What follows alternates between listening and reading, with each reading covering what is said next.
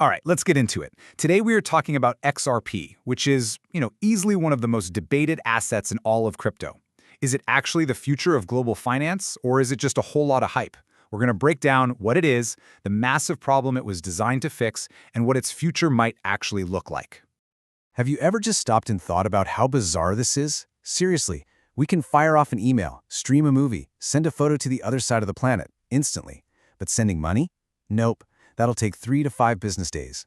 It feels like our entire global financial system is stuck on dial-up, while the rest of the world has fiber optic. So what on earth is going on? And that really is the core question, isn't it? The system that moves literally trillions of dollars around the world every single day is built on technology from 1973. It's called SWIFT, and it is slow, it's expensive, and it's incredibly clunky. So why are we still using it? Well, let's take a look at the hidden costs. To really get why a new solution is even needed, we first have to understand just how broken the old one is. So let's dig into these rusty pipes and see exactly what's wrong with how we send money across borders today. Okay, so the old SWIFT system is just full of problems. First, payments take forever, up to 5 days, because your money has to hop between all these different banks, kind of like a connecting flight. And every single one of those middlemen, they take a cut, which is why the fees get so high. But here's the craziest part. Banks have to keep billions of dollars just parked in foreign accounts, these things called Nostro Vostro accounts, just waiting in case a payment comes through. It's a huge amount of money just sitting there doing absolutely nothing. It's just a wildly inefficient system where money gets delayed, value gets skimmed off the top, and sometimes the whole transaction just fails. And this quote, this really hits the nail on the head. All those middlemen, the correspondent banks, the payment processors, they all make a killing from all that complexity and friction.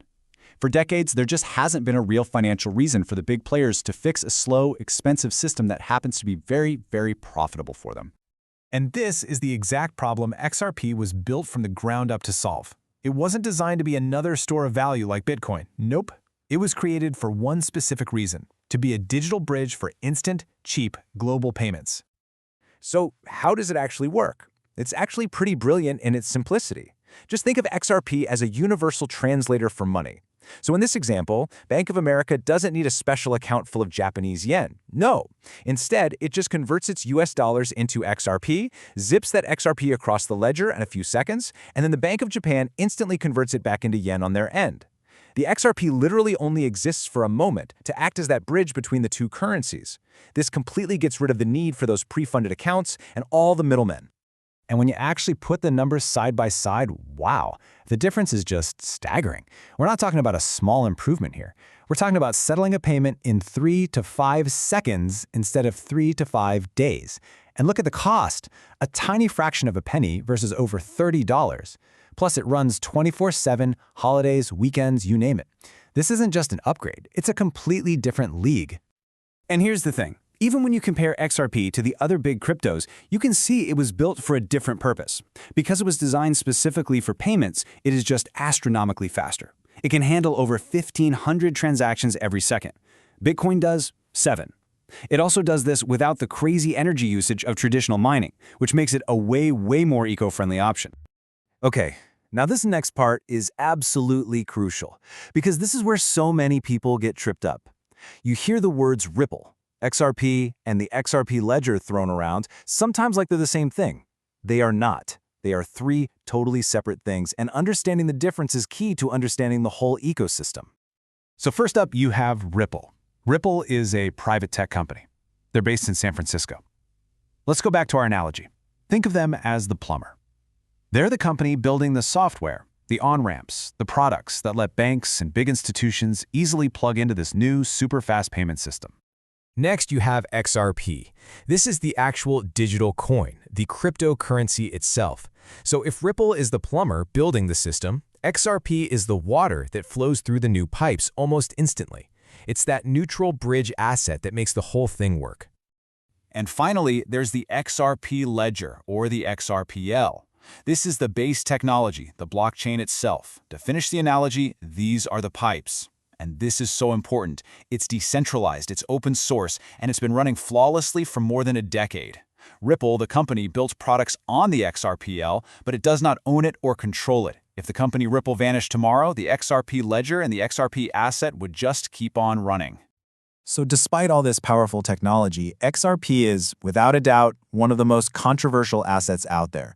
People have some very, very strong opinions on it, on both sides. So let's try to unpack the main arguments and see what all the fuss is about. Let's just break down the two camps. The supporters, the bulls, they'll point to its crystal clear utility. I mean, it's trying to solve a massive real-world problem. And, as a bonus, a tiny amount of XRP is burned or destroyed with every transaction, which technically makes it deflationary over time. But on the other side, the bears, the critics, they'll say, hold on. They worry about competition from stablecoins, and they really focus on the token's economics, pointing out that Ripple the company still holds a very large chunk of the total XRP supply, and that raises big questions about centralization. And this number, 100 billion, is right at the heart of that whole debate. You see, unlike Bitcoin that's mined over many years, all 100 billion XRP were created all at once, right at the beginning in 2012. A big chunk of that was given to the company, Ripple, to help fund development. Now, most of that is locked in a special escrow account that releases it over time. But this pre-mined supply is a huge reason why people argue so much about its economics and how decentralized it really is. And then, of course, we have the lawsuit, the elephant in the room for years. In 2020, the SEC sued Ripple, and the lawsuit just cast this massive shadow over everything. The huge turning point came in 2023. A U.S. judge made a landmark ruling that XRP, when it's sold to the public on exchanges, is not a security. That was a huge, huge deal. The rest of the case eventually got wrapped up, and it finally brought some much-needed legal clarity for XRP, at least in the United States. So with that massive legal cloud finally clearing up, the whole conversation around XRP has really started to shift. The focus now is all about building out the ecosystem and looking ahead to what this network could become. So, what's on the horizon? Well, there are a few potentially huge things. A spot ETF would make it way easier for big money to invest. People are talking about tokenizing real-world assets. Just think about that.